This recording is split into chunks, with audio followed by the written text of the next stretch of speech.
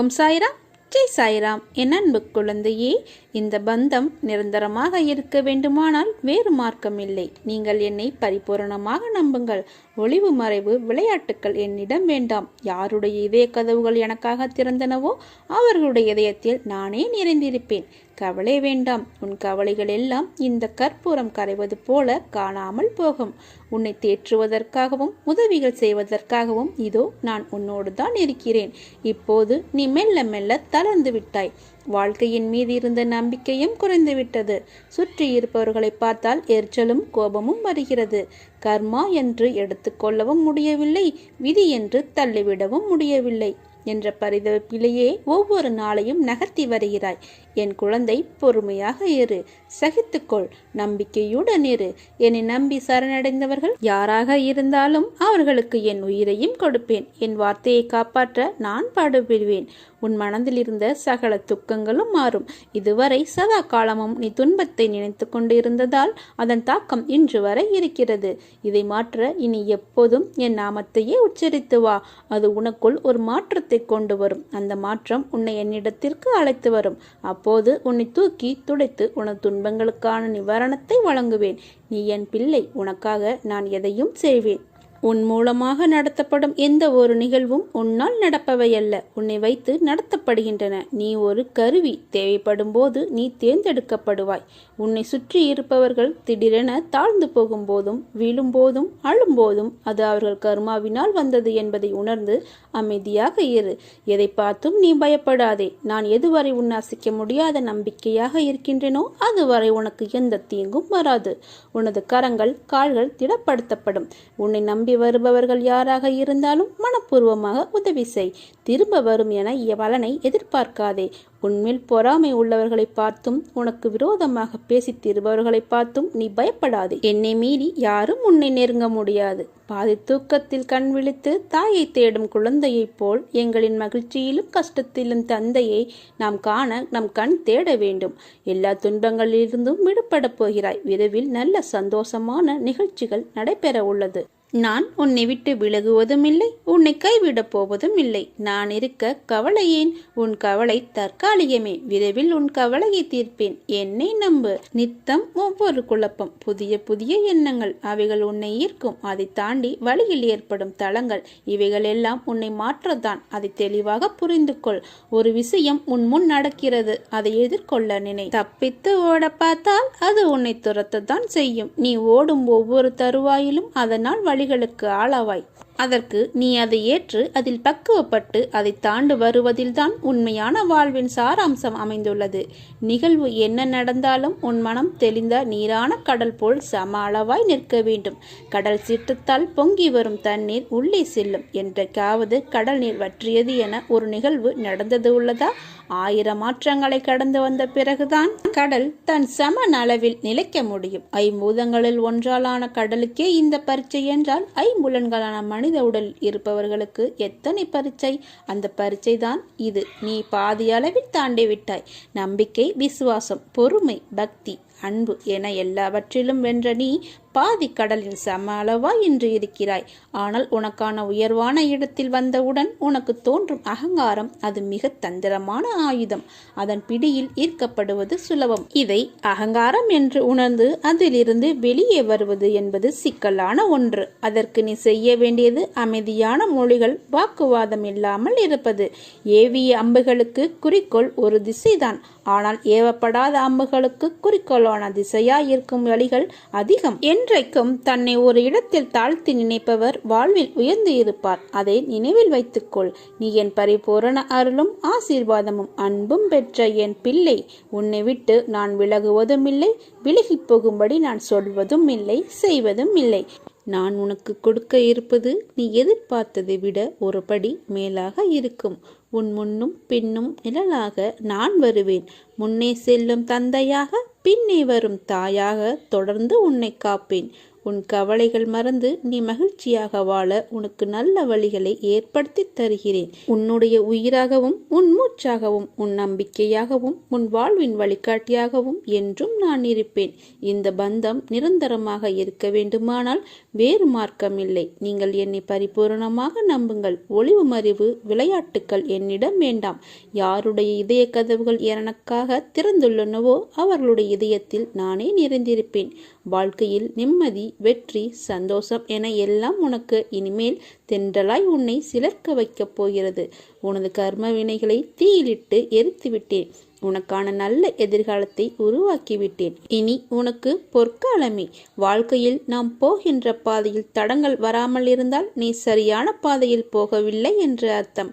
பாதையில் வரும் தடங்கள் தான் உன்னை முன்னேற வைக்கும். முன்னேற்றத்திற்கு வழி வரும் இடங்கள் தான் உன்னை நகர்த்தி பார்க்கும் தோல்வி.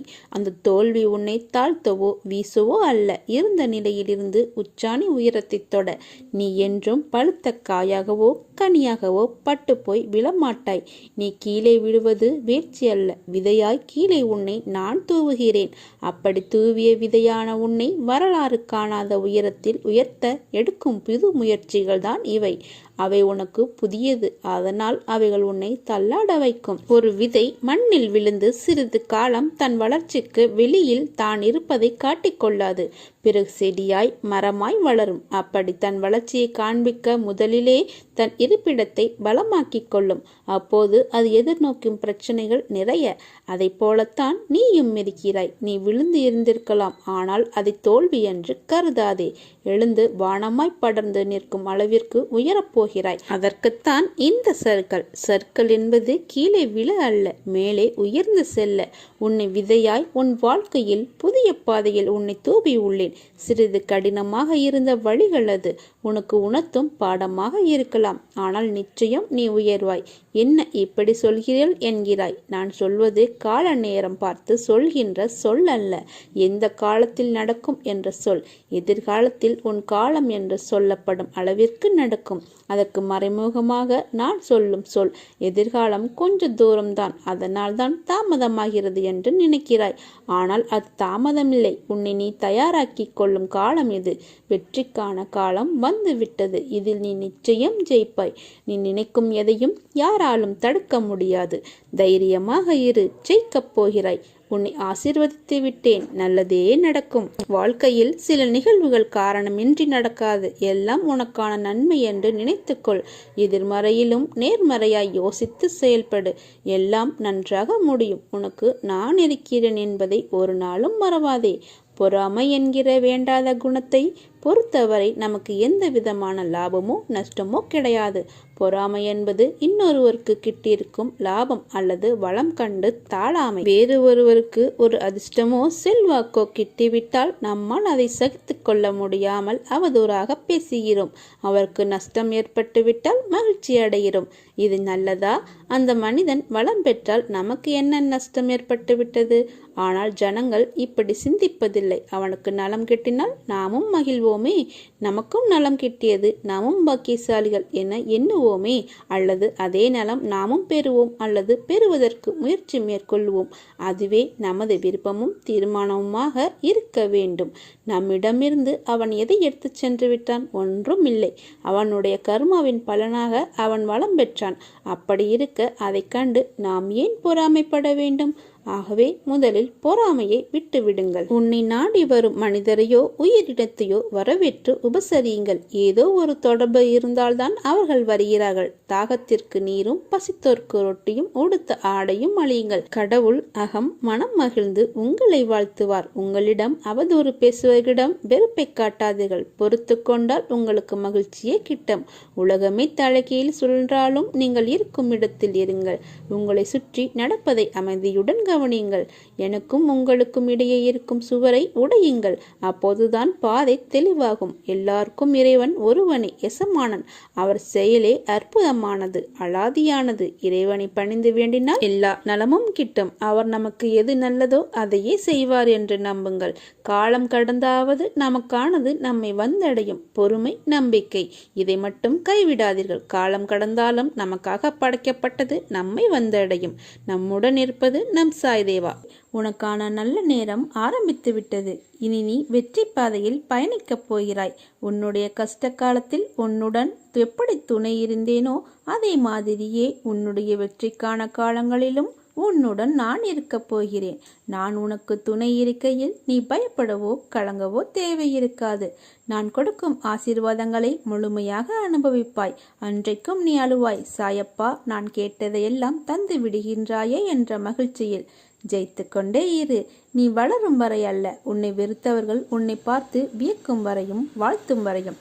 என் நாமத்தை தினமும் பலமுறை உச்சரித்து கொண்டிருக்கும் நீ நன்கு அறிந்து கொள், நான் உன் உள்ளம் முழுவதும் நிறைந்திருப்பவன் என்று.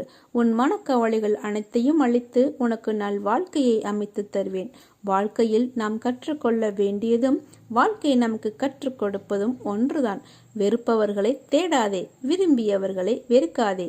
உனக்கானது கிடைக்க வேண்டிய நேரத்தில் உன்னிடம் வந்தே தீரும். உன் கடமையை நம்பிக்கையோடு செய். நான் உன் அருகிலிருந்து உனக்கானதை கிடைக்கச் செய்வேன். உனக்குள்ளேயே என்னை வைத்துக்கொண்டு என்னை தேடி ஊர் ஊராக ஓடுவதும் என் பெயரை மறந்து மற்றவற்றை உச்சரிப்பதும் எதற்கு? என்னை நினைப்போர்க்கு தலைமுறை தலைமுறையாக நான் துணை நிற்பேன். நான் உன்னை கைவிட மாட்டேன்.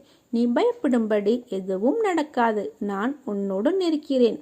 உன்னை நான் ஒருபோதும் கைவிட மாட்டேன். இது சத்தியம். எத்தனை பேர் கூடி உனக்கு வழியை அடைத்தாலும் அத்தனை பேரும் வியக்கும்படியாக நான் உனக்கு பல வழிகளை திறப்பேன். கலங்காதே, நான் இருக்கிறேன். வாழ்க்கையில் அடுத்த நிமிடங்கள் என்ன நடக்கும் என்பதுதான் மனிதனின் வாழ்னுடைய அர்த்தங்கள் அடங்கியிருக்கின்றன. அந்த அர்த்தங்களுக்குத்தான் ஓடுகின்ற ஓட்டமும். அதில் நிதானமாக ஓடுபவர்கள் சில பேர், நிதானத்தை மனதில் கொண்டு ஓடுகின்றவர்கள் சில பேர், எதற்காக ஏன் என ஒன்றும் தெரியாமல் ஓடுகின்றவர்கள் பல பேர்.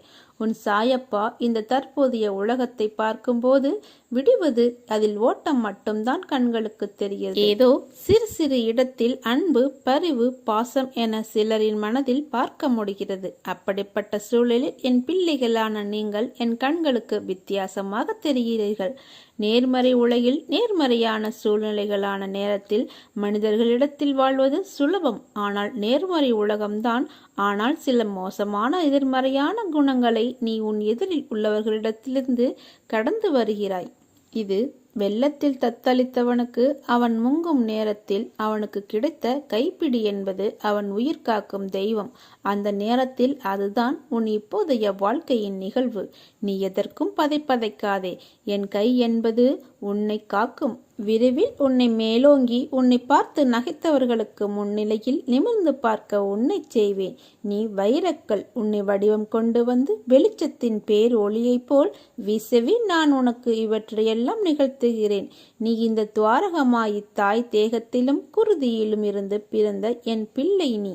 உன் சாயப்பாவின் வார்த்தை உனக்கான இரத்த ஓட்டத்தைப் போல இனிமேல் என் நாவிலும் தோன்றும் சொற்களின் பேர் அருளை நீ பெறுவாய். நீ உன்னில் பார்க்கும் அனைத்துமாய் நான் இருக்கிறேன்.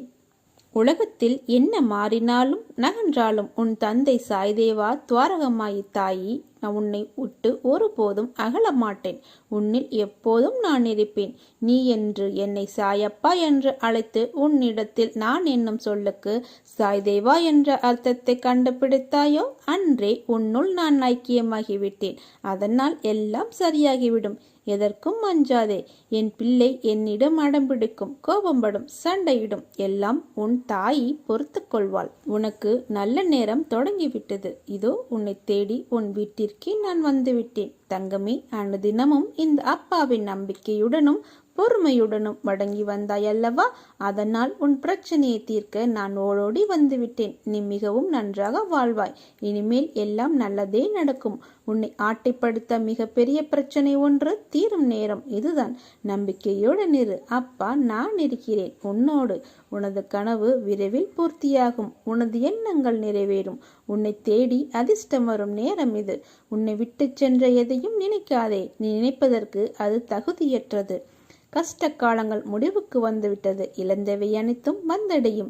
விரும்பிய வாழ்க்கை அமையும். பொருளாதாரம் மேம்படும். தொற்று நோயில் இருந்தும் விடுதலை கிடைக்கும்.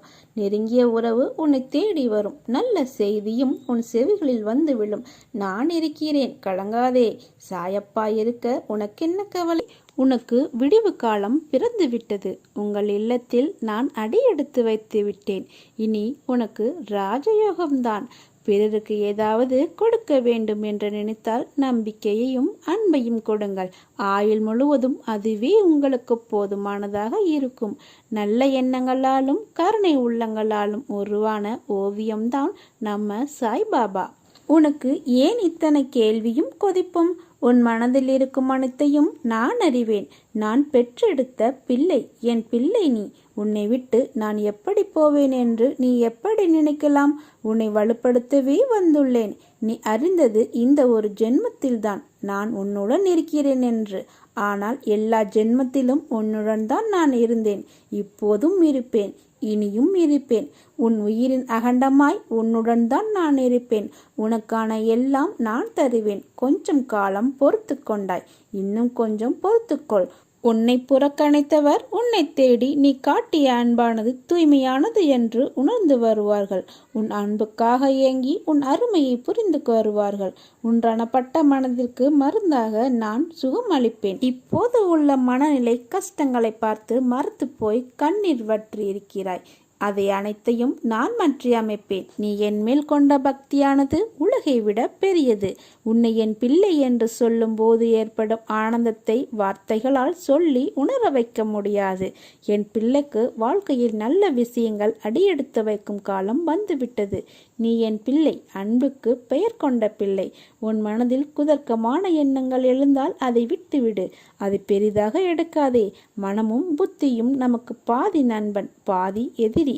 அதனால் அவற்றை என் பாதத்தில் வைத்துவிடு. நான் பார்த்து கொள்கிறேன். நிறை குறை என எல்லாரிடமும் உண்டு. அதை திருத்த நீ முயற்சி செய். இப்படி குறையுடன் இருக்கிறோமே என்று வருத்தப்படாதே. நான் இருக்கிறேன். என் ஆசியும் அருளும் உனக்கு எப்போதும் உண்டு. உன்னை ஏளனமாக பார்த்து நகைத்தவர்கள் முன்னிலையில் கொடியாய் நீ உயர்ந்து நிற்கப் போகிறாய். உன்னை தாங்கும் கம்பாக நான் இருக்கிறேன். நான் என்ற சொல்லுக்கு உன் சாய்தேவா என்ற வார்த்தையை நீ எப்போது அர்த்தம் கண்டாயோ அந்த நொடி பொழுதிலிருந்து உனக்காக நான் இருக்கிறேன். அதற்கு முன்பாகவும் சரி, அதற்கு பின்பாகவும் சரி, என் உயிராய் நீ என்றும் என்னிடத்தில் இந்த துவாரகமாய் தாயின் பிள்ளையாய் வாழ்வாய். என் பரிபூர்ண அருள் ஆசி எப்போதும் உண்டு.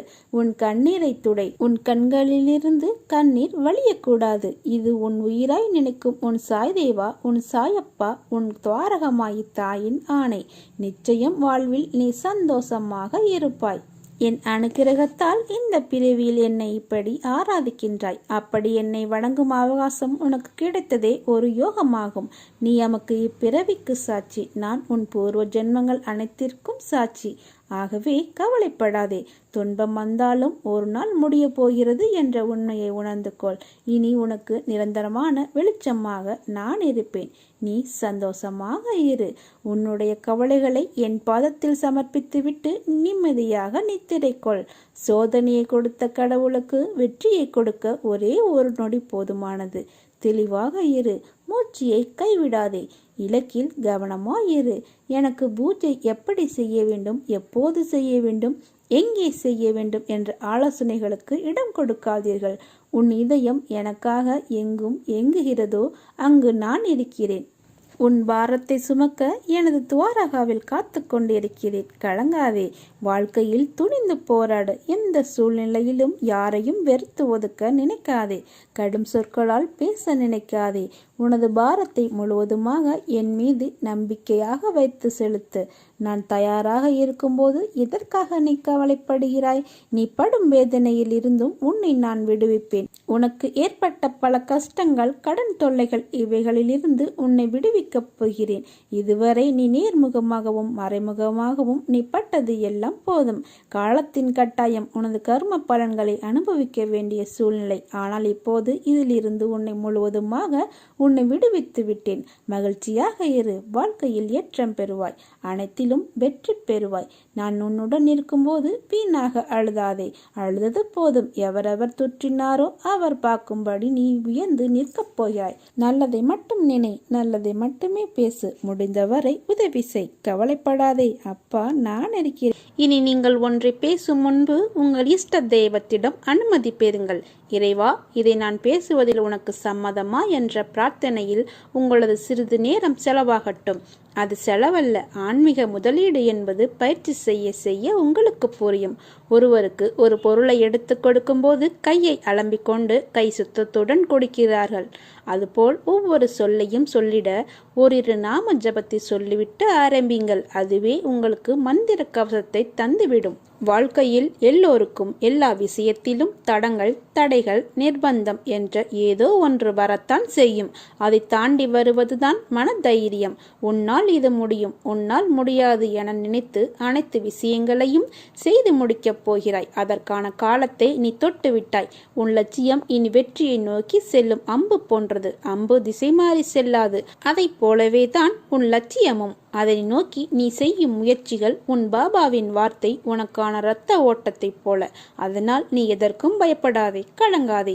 உன்னில் நிச்சயம் வெற்றி என்ற தீபத்தை நான் ஏற்றுவேன். உன்னில் எப்போதும் நான் இருப்பேன். உன் நம்பிக்கை, பொறுமை, எதையும் எதிர்நோக்கி தாங்கும் உணர்வையும் உன் பலத்தையும் உன் விசுவாசத்தையும் நான் அறிவேன். உன் சந்தோஷத்தில் என் சந்தோஷம் இருக்கிறது. உன் அழுகையில் என் கண்ணீரும் உன் சண்டையில் என் மேல் நீ கொண்ட தாயின் உரிமையும் இருக்கிறது. அடம்பிடிக்கும் போது நல்லது கெட்டது தெரிய வைக்க வேண்டும். உன் கோபத்தில் உன்னை அமைதியாக்கி உன்னை நல்வழிப்படுத்த வேண்டும் என்ற பொறுப்பும் எனக்கு உள்ளது. இதற்கு உன்மேல் கோபம் கொள்ள மாட்டேன். அதை தாண்டி கோபம் இருந்தால் நிச்சயம் அது உன்னை மாற்றவே இருக்கும் என்பதை உணர்ந்து கொள். உன்னை விட்டு நான் எங்கும் நகர மாட்டேன். என் குழந்தையை கவனிப்பதை தவிர வேறு எனக்கு என்ன வேலை? ஏன் உன்னையே நீ ஏளனமாக கருதுகிறாய்? நீ யாருக்கும் சளைத்தவர் அல்ல. அறிவிலும் திறமையிலும் சரி. உனக்கான சாதுரியம் என்பது தனித்துவம் பெற்றது. உனக்கே உன் திறமை மேலே ஏன் நம்பிக்கை இல்லாமல் இருக்கிறாய்? உனக்கு புரிய வைப்பதற்காகவே சில நிகழ்வுகளை நிகழ்த்துகிறேன். பணத்தை வைத்து எடை போடும் சில பேரிடமிருந்து உனக்கு அவர்களின் உண்மையான முகத்தை உனக்கு நான் சுட்டி காட்டியுள்ளேன். பணம் என்பது வெறும் தாள் மட்டுமா? அதுதான் உயர்வை தருகிறது என்று நினைப்பவர்களிடமிருந்து நீ விலகியே இரு. ஏனென்றால் அவர்கள் உன் உயர்வை பார்த்து பொறாமைப்படக்கூடியவர்களாக கூட இருக்கக்கூடும். அதனால் நீ உன் சுற்று வட்டாரத்தை பார்த்தே பழகிக்கொள். உன் சூழ்நிலையில் பணம் இல்லாமல் தவிக்கலாம். ஆனால் நிச்சயம் உன் கடன் பிரச்சனை அனைத்தும் முடியும் நேரத்தை நீ தொட்டு விட்டாய். உன்னை ஒருபோதும் நெருக்கதியாய் விடமாட்டேன். என் பிள்ளையின் நிம்மதியில்தான் என்னுடைய மனநிறைவு அமைந்திருக்கிறது. ஓய்வெடுப்பதோ, பேசுவதோ, நடப்பதோ, காலையிலும் மாலையிலும் ஒரு சுற்று எங்காவது போய் வருவதோ, எந்த காரியமாக இருந்தாலும் சரி, ஒவ்வொரு கணமும் அசைக்க முடியாத சிரத்தையை நம்பிக்கை கடைபிடித்தால் உங்களுடன் நான் இருக்கிறேன். என் அனுமதி இல்லாமல் ஒரு அணுவும் அசையாது. நீ பேசும் அனைத்தும் நான் கேட்டுக்கொண்டு தான் இருக்கிறேன். பொறுமையாக இரு. என் அனுமதி இல்லாமல் என் மண்ணை நோக்கி வர முடியாது. அதற்கு காலம் நேரம் அனைத்தும் உள்ளது. பொறுமையாக இரு. அதுதான் உன் வாழ்வை காக்கும். சோதனை இல்லாமல் சாதனை இல்லை. வேதனை இல்லாமல் வெற்றி இல்லை. சறுக்கல் இல்லாமல் சரித்திரம் இல்லை. விழுந்து இயலாதவன் வீரனும் இல்லை. காலம் போடும் கணக்கை இறைவனை தவிர யாராலும் மாற்ற முடியாது. அதனால் நல்லதை நினை, நல்லதை செய். மற்றதை இறைவன் பார்த்து கொள்வான். பிரச்சனைக்கு சிறந்த ஆயுதம் பொறுமைதான். பொறுமை அனைத்திற்கும் பதில் தரும். அதற்கு கால தாமதமாகும். ஆனால் ஒருபோதும் தோற்று போகாது. உனக்காகவே கடவுள் என்னை இங்கு அனுப்பியிருக்கிறார். அதனால் நான் உன்னை கவனித்துக் கொள்ள முடியும். நீங்கள் கடவுளுக்கு விலை மதிப்பற்றவர். அவர் எப்போதும் உங்களை மகிழ்ச்சியாக பார்க்க விரும்புகிறாய். நீ ஆனந்தமாய் அனுபவிக்கும் காலம் இதோ வந்துவிட்டது. நீயும் உன் குடும்பமும் ஏன் உன் தலைமுறையே இதற்கு மேல் கலங்க போவது இல்லை. உனக்கு எந்த விதமான கஷ்டங்களும் துயரங்களும் நெருங்க விட மாட்டேன். வாழ்வில் உனக்கு என்ன இல்லை? எல்லாம் இருக்கிறது. சந்தோஷம் என்று நினைத்துக்கொள். எல்லாம் சந்தோஷமான சூழலாய் உன்னை வந்து சேரும். நிம்மதியாய் இருக்க வேண்டும் என்று நினைத்தால் எதையும் எந்த சூழ்நிலையும் உன்னை விடவும் நீ உன் உயிராய் தவம் இருக்கும் உன் சாயப்பாவை விட பெரிது ஏதும் இல்லை. நமக்கு வரும் கஷ்டங்களை நம்மால் தாங்க முடியும் என்ற மென்மையாய் உன்னிடம் சொல்லிக்கொள். உனக்கு பரீட்சை வைக்கிறேன் என்று நீ நினைப்பது சரிதான். எதற்கு அந்த பரீட்சை? உன்னை ஒரு இடத்தில் இன்னொரு இடத்திற்கு உயர்த்த பல விஷயங்களில் நீ கற்று தேர்ந்தவை. அதை நீ உன் புதிய நிகழ்வுகளில் எப்படி அதை செயல்படுத்துகிறாய், அதற்கு தயாராகிவிட்டாயா என்று பார்ப்பதற்காக. அதற்காக எவ்வளவு காலம் என்று நீ நினைப்பது சரிதான். ஆனால் முழுமையான முறையில் ஒன்றை தயாரித்தால்தான் அது நல்ல முறையில் இருக்கக்கூடும். அவற்றை தான் உனக்கு செய்கிறேன். இன்னும் உன்னை சிறிது மாற்றிக்கொள்ள வேண்டும். நம்பிக்கையோடும் பொறுமையோடும் முயற்சி செய். எல்லாம் வெற்றியே. ஓம் சாய்ராம், ஜெய் சாய்ராம்.